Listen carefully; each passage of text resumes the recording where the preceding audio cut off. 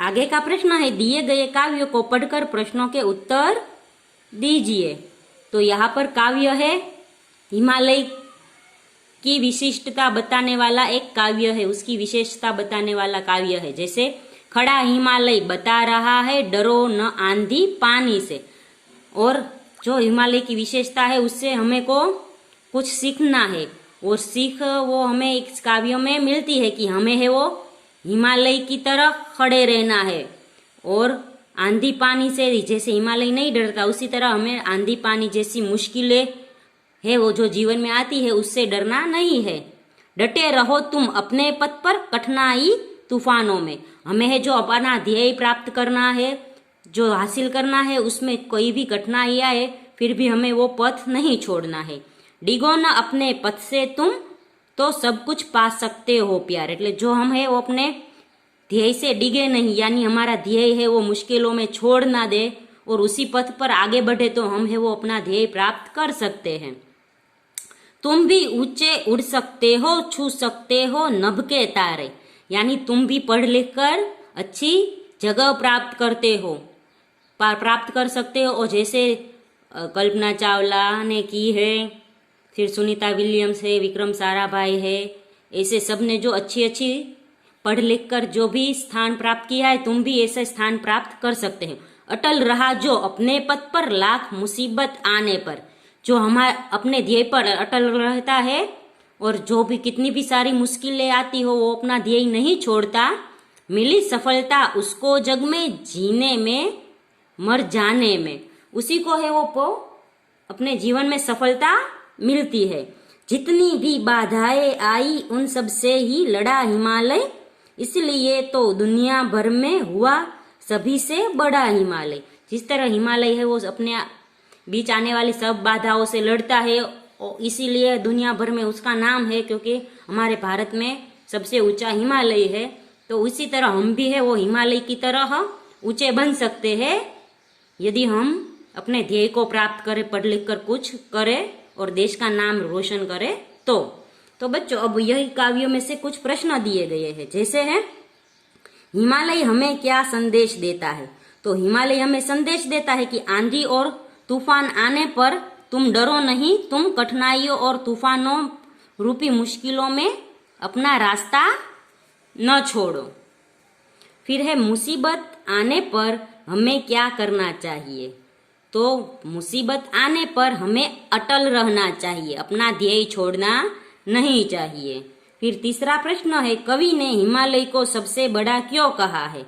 तो कवि ने हिमालय को सबसे बड़ा कहा है क्योंकि जितनी भी बाधाएं आती है सबसे हिमालय लड़ता है।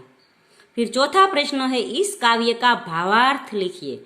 भावार्थ यानी इस काव्य में हमें क्या शिक्षा मिलती है, इस काव्य का भाव क्या है वो हमें लिखना है। तो इस काव्य का भाव है, हमें हमारे कार्यों में सफलता तभी मिलेगी जब हम मुश्किलों से न हारे और मुश्किलों का सामना करें, और मुश्किलों का सामना करके मुश्किलें दूर करके आगे बढ़े और अपने कार्य को सिद्ध करे और अपना ध्येय है वो प्राप्त करे। ऐसा भावार्थ इस काव्य का है। आगे है, इस काव्य को योग्य शीर्षक दीजिए। तो इस काव्य को हम शीर्षक दे सकते हैं सफलता की चाबी। हमें सफलता प्राप्त करने के लिए इनका ध्यान रखना होगा कि हमें मुश्किलों में अपना रास्ता नहीं छोड़ना चाहिए।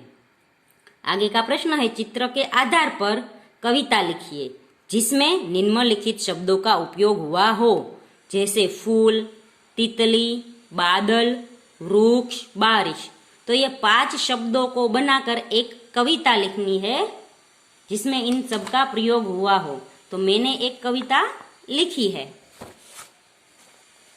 जैसे है, बादल घिरकर आए, बारिश को संग लाए, फूल फूल डाली पर लहराए, भंवरे उस पर मंडराए, वृक्षों ने नए पर्ण पाए, डाली डाली मुस्काए, बादल घिरकर आए, बारिश को संग लाए। तो बच्चों ये छोटी सी कोशिश थी मेरी कविता लिखने की।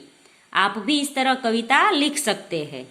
ऐसा नहीं कि मैंने जो कविता लिखी है वही आप लिखिए, आप कोई और भी कविता इन शब्दों से बना सकते हैं। आगे है अपूर्ण काव्य को पूर्ण कीजिए। तो यहाँ पर 2 लाइनें दी गई है, इस काव्य को हमें आगे बढ़ाना है। तो इस काव्य को मैंने आगे बढ़ाकर मेरी समझ से यह एक काव्य लिखा है। अगर आपको कोई और पंक्तियां याद आए तो वो भी आप लिख सकते हैं। जैसे माँ खादी की चद्दर दे दो मैं गांधी बन जाऊंगा। हम सबको पता है गांधी जी है वो खादी की कपड़े पहनते थे, तो इसलिए वो लड़का है वो कहता है कि मुझे खादी की चद्दर दे दो, इसलिए मैं क्योंकि मुझे गांधी बनना है। गांधी यानी मुझे गांधी जी के विचारों पर चलना है। आगे है नव जागृति की लहर उठी है उसे जन जन में फैलाने को, माँ आग की चिंगारी दे दो मैं आंधी बन जाऊंगा। तो अभी नव जागृति यानी नए नए विचारों की लहर उठी है, तो मैं है वो नए नए विचार है वो लोगों में फैलाना चाहता हूँ, इसलिए माँ मुझे एक आग रूपी चिंगारी दे दो। आग रूपी चिंगारी यानी ज्ञान रूपी चिंगारी दे दो, जिसे मैं आंधी बनकर सबको है वो नव जागृति का पाठ पढ़ाऊंगा। आगे है भिन्न विचार धारा के तनाव से उलझे लोगों को सुलझाने को, माँ सद्भाव की ज्योत दे दो मैं शांति दूत बन जाऊंगा। शांति दूत वो होता है जो सभी जगह शांति फैलाता है।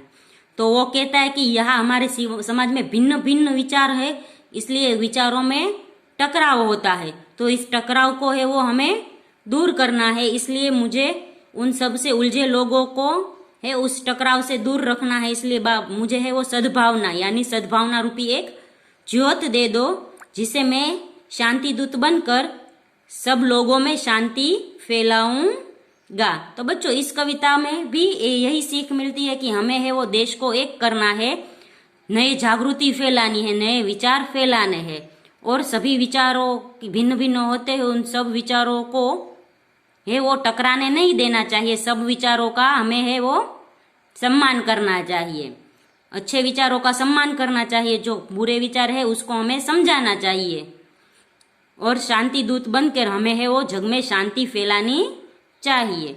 तो बच्चों यहाँ पर है वो इस काव्य का स्वाध्याय खत्म होता है। अगले वीडियो में हम है वो 5वां पाठ सीखेंगे। तब तक के लिए गुड बाय, टेक केयर।